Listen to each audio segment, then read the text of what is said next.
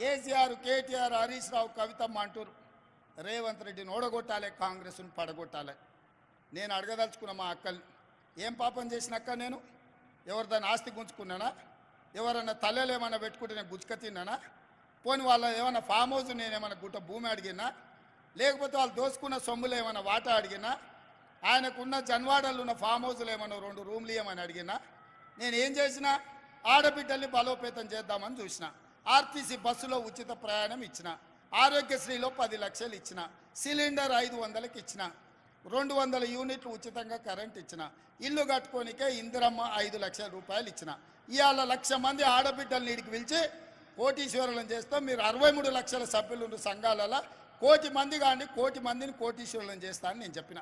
ఇదేమన్నా తప్ప? ఇదేమన్నా మోసమా? ఇదెవరికన్నా అన్యాయమా? కేసీఆర్ ఉన్నంతకాలం ఆయన బిడ్డ తప్ప ఎవరు చూసిండా? బతుకమ్మ ఆడితే ఆమెనే ఆడాలి, ఎంపీ కావాలంటే ఆమెనే కావాలి, ఎమ్మెల్సీ కావాలంటే ఆమెనే కావాలి. ఇక ఏది ఉన్నా ఆయన బిడ్డ తప్ప ఇంకోరు బిడ్డల దిక్కు చూసిండా? ఆయన బిడ్డ ఆయనకి ఎంత ముద్దో, మా అక్కల చెల్లెళ్ళు మాకంత ముద్దు కాదా? మా అక్కల చెల్లెళ్ళు బాగుండాలని మేము కోరుకుంటే తప్ప? మీ సోదరుడుగా వ్యవసాయ కుటుంబం నుంచి వచ్చిన నేను నల్లమల్ల అడవుల నుంచి అచ్చంపేట నుంచి హైదరాబాద్ వరకు వచ్చి ఇవాళ ఒక వ్యవసాయం చేసుకునే పిల్లగాని ఆ కుటుంబం నుంచి వచ్చినని నేను ఈ రాష్ట్ర ముఖ్యమంత్రి అయితే చూసి ఓర్వలేకపోతున్నా. వాళ్ళ కడుపులో ఒకటే పుగులు అవుతుంది.